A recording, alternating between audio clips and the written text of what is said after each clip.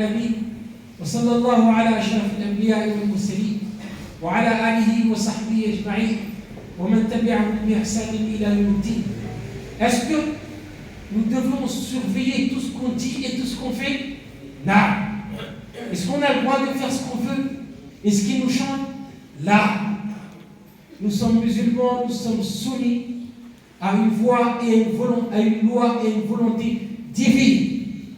Jusqu'à quand il va falloir qu'on nous répète que lorsque Allah nous ordonne de faire quelque chose, il nous interdit une chose qu'il y a notre bien et notre bonheur là-dedans. Jusqu'à quand? Et pourquoi aujourd'hui on voit des interdits partout? Pourquoi on pense que la religion est difficile? Là, il n'y a pas beaucoup d'interdits. On a plus de choses autorisées que de choses interdites. Le problème, c'est que nous, êtres humains, on s'est autorisé trop de choses. On s'est autorisé trop de choses en tant que musulmans. Din shahwat, on ne peut pas coupler ces deux choses. Appliquer la religion en fonction de nos passions. Où on a vu ça? Et c'est quelle religion ça? Et c'est quelle soumission cela? Abadan, en tant que musulman, tu dois faire abstraction de tes désirs qui vont à l'encontre de la volonté d'Allah et de te soumettre à Allah Jalla fi'oula. Là, et ça il faut le faire. Rendez-vous au commencement. On pense que c'est loin. Combien de gens sont sous terre aujourd'hui? Et combien de gens sont à la mort? Combien de gens sont en train de se faire laver? Combien de gens sont en train de se faire emballer dans le linceul? Et ces personnes, vous pensez qu'ils allaient mourir? Qui pensaient qu'ils allaient mourir au moment où ils sont morts? Non. On n'a pas besoin d'être malade pour mourir. On n'a pas besoin d'un accident pour mourir. Il n'y a pas besoin d'une peste pour mourir. Il n'y a pas besoin d'être tué pour mourir. Mais on pense que on a encore le temps. Qui t'a dit ça? Qui t'a informé de cela? Qui t'a dit que tu vas vivre jusqu'à 10 ans, encore plus, 10 ans de plus? Qui t'a dit que tu vas vivre jusqu'au mois prochain? Ou peut-être jusqu'à même tout à l'heure? Qui? Personne. Attala al-ghayb.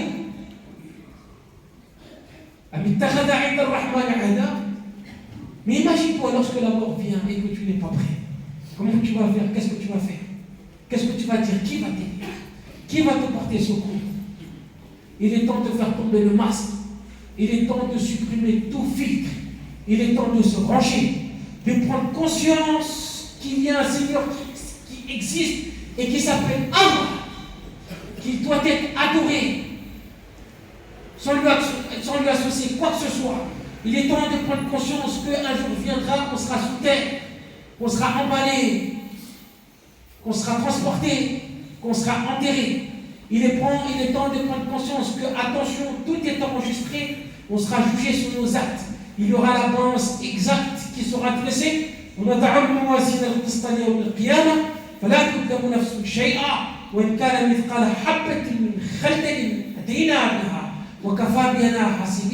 est temps de prendre conscience qu'il y a un pont qu'on va devoir traverser. Il est temps de prendre conscience qu'il y a une demeure qui s'appelle le paradis, qu'on doit convoiter. Il est temps de prendre conscience qu'il y a une demeure qui s'appelle l'enfer, qu'on doit fuir et qu'on doit tout faire pour y être épargné. Hey, on vit pourquoi? Pourquoi nous sommes là? Pourquoi Allah nous a assujettis tout ce qu'il nous a assujettis? Pourquoi Allah nous a accordé tous ces bienfaits? Pour s'asseoir sur un cocotier et siroter un jus de coco? Là, le seul but de notre existence, c'est d'adorer Allah. Donc, sois dans cette adoration, dans tous les aspects de ta vie, dans tes actes d'adoration, à travers ton comportement, à travers tes relations, à travers ta famille, ton couple, ton comportement. Notre identité, c'est l'islam. Et elle restera intacte tant que nous serons comme Allah veut qu'on soit. On interdit le bien, on interdit le mal, on ordonne le bien, on accepte la vérité, on s'enjoint mutuellement par la vérité, et on s'enjoint mutuellement la patience. Le rêve restera. Mais pourquoi aujourd'hui, lorsque ton frère ou ta soeur vient te voir, à titre de conseil, ou t'ordonner le bien, ou t'interdire quelque chose de mal que tu fais, tu prends ça comme un jugement. Tu rejettes la personne, tu refoules la personne, tu refuses d'accepter. Tu ne veux pas qu'on vienne te dire que toi, mais tu es qui? Et même si la personne vient d'une manière qui n'est pas très adaptée, c'est pas grave. Ne rejette pas la vérité que la parole contient. Même si tu dois repousser la forme. Mais une vérité reste vérité et elle est bonne et elle doit être dite et acceptée. Nous sommes tous dans le même bateau, il ne faut pas l'oublier. Aujourd'hui, le fléau qu'on vient de mentionner, le fait de minimiser les actions sur tous les péchés, on doit l'éradiquer. Prendre conscience. N'oublie jamais l'histoire de cette personne. Elle vient à faire sa voiture en gênant une autre personne. En se disant que j'en ai pour quelque temps, ça va être vite. Sauf que ça prend plus de temps que prévu. Et entre-temps, le voisin il descend. Il doit aller à un entretien d'embauche. Il doit trouver un travail pour nourrir sa famille et ses enfants. Ses enfants. Sauf qu'il est là, il est bloqué. Il est bloqué par la voiture de la première personne. Jusqu'à arriver en retard et le job lui est refusé. Qui est fautif? Celui qui est venu gêner. Mais avant cela, il klaxonne dans le quartier. Il y a cette personne âgée qui est malade, qui essaie de se reposer, elle n'arrive pas à se reposer. Son repos est perturbé par le bruit du klaxon. Il y a cette mère qui est là, elle a veillé toute la nuit à cause de son nourrisson, et une partie de la journée, maintenant que le nourrisson trouve sommeil, elle essaie de se reposer, et il y a le bruit du klaxon. Et non seulement la mère se réveille, et l'enfant aussi se réveille. Qui est fautif dans toute l'histoire? Qui a engendré tout cela? Celui qui est venu, il s'est mal carré. Il a minimisé le fait que, il a minimisé les faits, il a négligé l'action. Il va tout prendre. Tous ses péchés, il va prendre. Mais comment il va faire lui lorsqu'il va arriver auprès d'Allah? Comment il va faire? Il fait beau, on a les rodéos urbains, on est dans la cité, on entend les mots et là on parle aux jeunes. Allahu Akbar. Il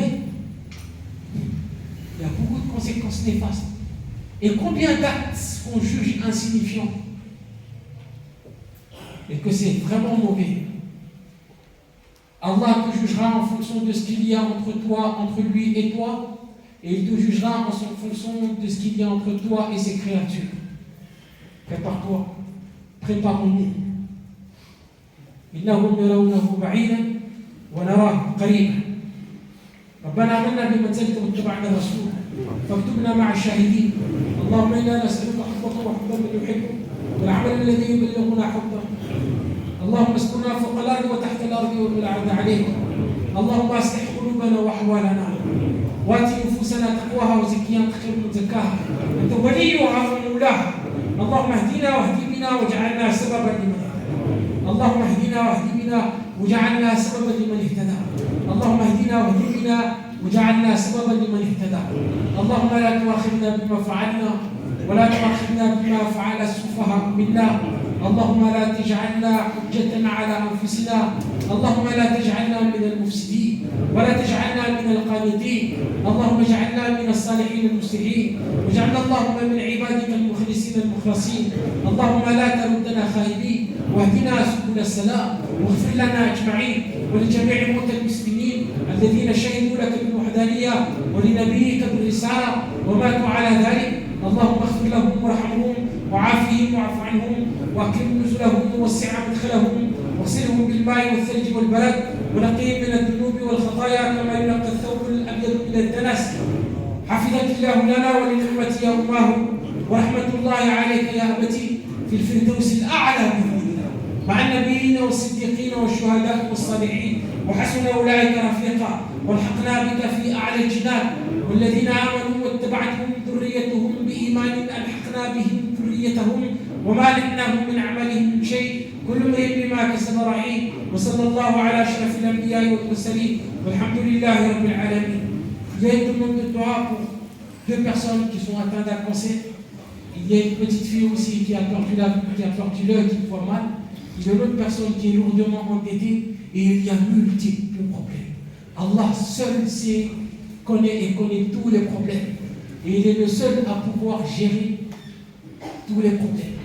On fait droit pour nous-mêmes, on fait droit pour les autres. Et pour l'ensemble de la communauté, pour ceux qui sont malades, pour que Allah puisse leur accorder la guérison. Ceux qui sont embêtés, pour qu'Allah puisse leur accorder lui c'est favorable. Ceux qui ont un autre problème, un problème d'argent, un problème de couple, un problème de travail, et on n'oublie pas l'essentiel. On fait droit pour que Allah nous accorde la foi et la guidée nécessaire. C'est bien de demander aux gens de faire dua, et c'est très bien. Il se peut qu'il y ait une personne qui est plus proche d'Allah que toi. Et lorsque cette personne va évoquer Allah en ta faveur, Allah va l'exaucer. Mais ne t'oublie pas toi-même. Lève-toi. Si tu peux, dans l'obscurité, dans la nuit, ou dans tes moments de solitude avec Allah, quand tout le monde est endormi, lève-toi. Fais tes ablutions. Étale ton tapis. Mets-toi debout devant Allah en toute humilité. Demande-lui tout ce que tu veux. Demande-lui tout ce que tu veux, même si c'est du sel ou le lacet de ta chaussure. Expose-lui ton besoin. Expose-lui ta détresse. Expose-lui ta fatigue, ta peine. Wallah, Allah est trop gentil. Allah est trop miséricordieux de voir son serviteur debout devant lui en lui demandant quelque chose et de le laisser comme ça, c'est l'aider. Mais attention, ne te presse pas, ne te hâte pas, ne désespère pas. Si Allah ne te l'a pas donné maintenant, c'est que ce n'est pas le moment. Et si Allah ne te l'a pas donné comme tu le souhaitais, ben c'est mieux pour toi. Et si Allah te prive même de ce que tu veux, sache qu'il y a un bien. Mais perds pas patience et ne sois pas pris par le désespoir. Même si ça doit durer 1 an, fais-toi pendant 1 an. Si ça doit durer un mois, fais-toi pendant 1 mois. Et suis les causes nécessaires. Et fais preuve de patience. Et une bonne opinion d'Allah. Attention, c'est l'été.